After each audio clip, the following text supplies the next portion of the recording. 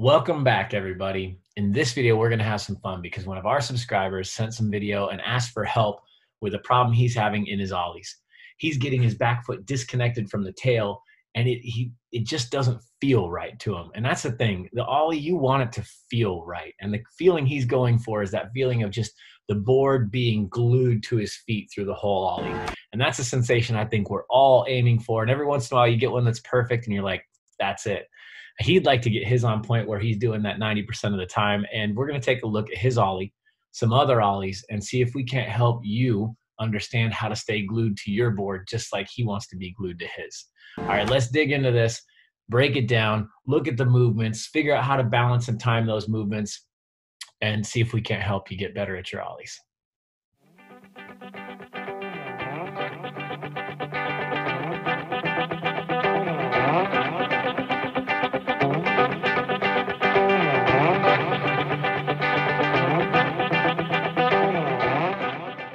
Okay, so I think the first question that has to be answered is, why does this person's back foot disconnect like this?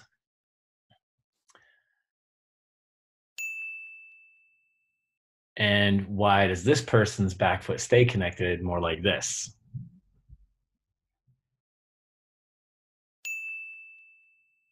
And we're going to see why he's getting disconnected from the tail so much.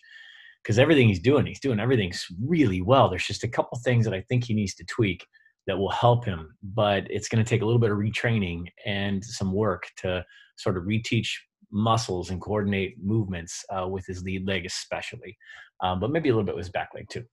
Let's get in this and take a look. Okay, so in this video, you can see Jimmy's getting set up to ollie. Foot position looks good. I mean, there's maybe an argument for adjusting the foot forward or something so that he bumps into the nose sooner and kicks the tail up sooner, but I don't think that's really what's going on with his ollie. I really think it has to do something to do with the lead action of his lead foot specifically. But let's take a look. Here he comes rolling in. There's that disconnect right there. You can see he's a good 6, maybe even 8 inches off of his board with his back foot. He's still controlling with the lead foot really well, but he's well off the board right there. And the thing that comes to mind is what makes the tail climb? The act of the lead foot grabbing the grip tape up at the nose, and then the movement of the lead foot, where the lead foot goes from here against the nose to rolling in to the board. So take a look at that. Let's break that down and look at just that lead foot movement real quick. Right here, here's this really good pop. His timing on his takeoff is superb. It's really good. So he has no issue with being weightless. He's not getting stuck on the back foot. He's got a good flick. He gets up really high. He's got good, strong pop in his takeoff. You can see he gets good launch angle. The angle of his board is quite steep. So the nose is up high. In our last video, all about launch angle, you can check that out and see why that's important for amplitude. But the higher that nose gets, the higher potential overall ollie you might get. Now right here, he catches. Here's what happens. His lead foot stays rolled in that sort of initial catch position where the top of his shoe is touching the board longer than probably most other skaters might. So the big focus here is how quick does he go from catch position here to then roll the foot forward to start bringing the tail up. Now, if he started rolling that foot here as he's still lifting up, he would have a much different action of the tail. The tail would be connected to his back foot. And I'd say that's the lowest hanging fruit for him to fix, is just to get right in there and start focusing on how the leg rolls up. But there's another piece to that action as well. There, in some of his ollies, I'll show you another video of his where he extends the lead leg on a really interesting path, almost like he's trying to go and get that front foot to kick through the heel. And the path of the lead leg is really important. Right here, he's got pretty good action. The lead leg is swinging right in line with the length of his board. So that means he's not moving his lead foot out towards his toes or kicking it back towards the heel side. He's really just swinging the leg a little bit, kind of like a side kick, a snapping side kick action, straight into the nose, which is really good. That's an important factor because when you lose control of that, you start to do different things to the board. But he needs to work on that path a little bit because it's not a very active swing of the lower half of the lead leg. So if you watch just right here, you got two things to really pay attention to. First, the action of this leg swinging here, like on a pendulum, right? So here he's at this point, he should probably get out to, you know, an angle like that. That's one thing to look at. The other thing we've been talking about is the front foot. So the action of the front foot circling right here, it's rolled on that path. Well, eventually this thing's got to roll back around this way. So we've got two things to look at here in terms of what he needs to do is roll that. When is he rolling that lead foot back into the nose of the board so that the pinky toe edge connects with the board?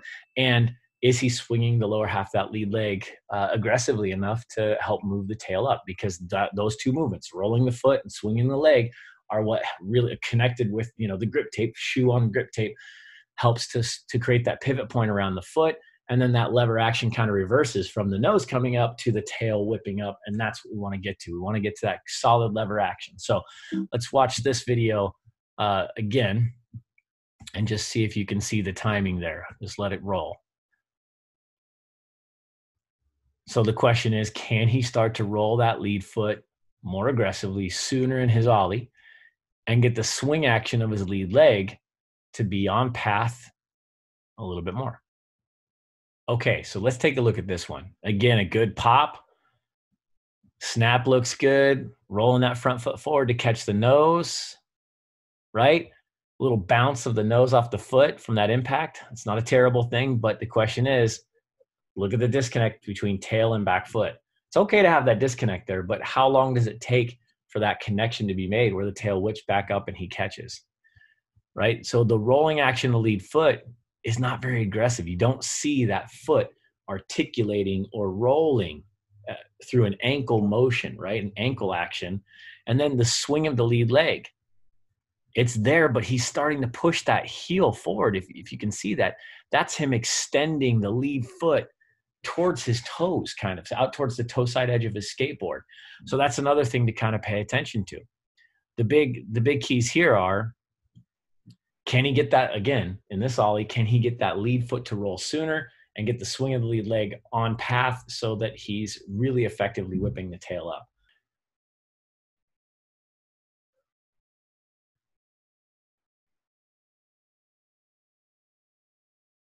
And that's why he's not feeling glued to his board. The timing of that movement of the lead leg is off, and the speed and the intensity. So if you think of it this way, we've got timing, which is when you do it. We've got the speed of the movement, which is how fast you make the move, right? We got the intensity of the movement, which is like the power of the movement, right? And then we've got the duration, which is the length. How long is the movement? How long does it take? How long are we in motion? That duration. Those four things are the sort of the groundwork for analyzing anything that you're doing in your skateboarding. You know, timing, speed, power, duration, those four things. Really focus on those four things and you'll start to see which parts of your body are moving faster than others or more powerfully than others or just more than others, or if they're timed, if they're going at the right time. And the beauty of having a cell phone and slow-mo is you can break it all down and really get into that. All right, let's look at an ollie that maybe is a little more connected. Okay, so this ollie has a little bit better timing. So this skater, Jordan, he starts to roll his foot right there very early on. Before his nose has even stopped climbing, he's already rolling that foot. And you can see the tail's much closer to his back foot. Also, look at the path of his lead leg. The path of his lead leg is swinging straight through the nose and straight out ahead of him. So instead of off, you know, back towards the heels or out towards the toes, kicking out in front or behind his core, he's kicking directly laterally to the side of his left hip in this case. So right in line with the skateboard, right in line with his direction of travel. That's really important, those two moves. He's got a more aggressive lower leg swing than Jimmy does, and he rolls his front foot much sooner. I mean, right there. He's just off the ground. He's already rolling. He's already thinking about it. He's not thinking about it, but he's naturally doing it right there. All right, let's take a look at another one that's maybe a little more connected. Okay, let's take a look at this one. So this is a static ollie, just not in motion. And let's see how connected this foot stays. All right, so there's pop, good snap, back foot's disconnected. Now watch the front foot, it hits the nose, and the roll starts pretty late, but still, he kind of lagged with his back foot, which is something interesting that Jimmy doesn't do. Jimmy pulls his back foot up quick. It's a quick snap. So it's another part of why does Jimmy's ollie look disconnected in the back foot? Here we got someone who also has a delayed foot roll in this case, right? But he doesn't, this skater doesn't pull his back foot up or back knee up, however you want to look at that, but that back leg doesn't start to retract up as early as Jimmy's does. So he has a more patient move with the back leg, which keeps his back foot closer to the board. So it's another look. And if we take a look at Jimmy's ollie real quick, right here, we'll see just how quick Jimmy disconnects that back foot. You're going to see a quick action. Okay, watch. Look at how rapidly that back leg moves up. It's a powerful retraction. I think that's a very good thing. I don't think that necessarily Jimmy should change that. I think that in this case, if you had this problem, you should speed up the action of the lead leg. So rolling the foot into the nose and swinging the leg forward along the path of travel, so that the lower leg anyways, so that you can get that tail to whip up faster and stay on point and in time, balanced with your back foot movement. It's awesome that he pops this high. That's gonna lead to really high ollies, really strong snap.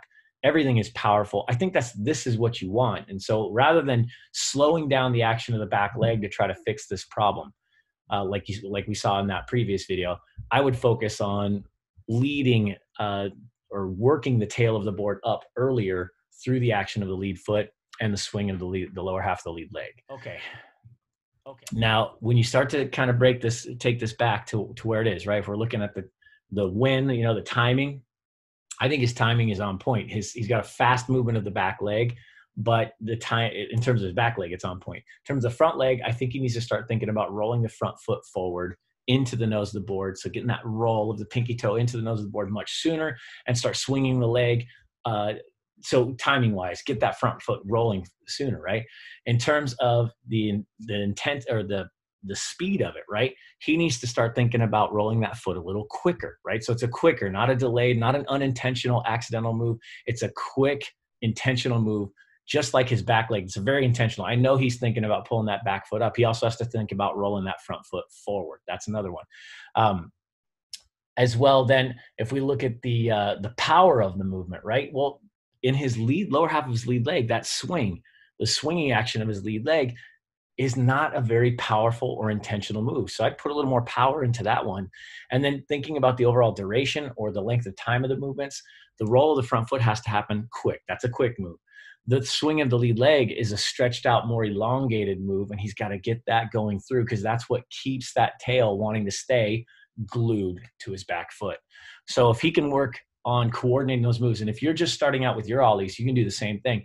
You should do practice drills where you just stand and lift your back knee up, or sorry, your front knee up. So lift your front leg and then practice swinging that foot, that lower half, that lead leg in a perfect line straight ahead. No push forward, no pull back, just swinging it like the pendulum of a grandfather clock, right? That's a really good kind of reference. And then practice, lift that foot, practice rolling from the forward catch position, which everybody focuses on, but then how quick can you intentionally roll and release that foot? Martial artists do this all the time. They're rolling their foot and articulating their foot through their ankle to control which part of the foot they hit someone with. So they're going from a knife edge position. That's what we're doing when we have our foot rolled like this. If we were side kicking, we'd keep that foot rolled. That would strike on the skinny part of the foot. But then when we roll it forward this way, we're actually putting it in position to hit with the bottom of our foot. So if we were kicking, it would be more like a pushing kick instead of an edged out foot. We're hitting with the bottom of our foot and pushing through. So can you articulate, and are you intentional about it?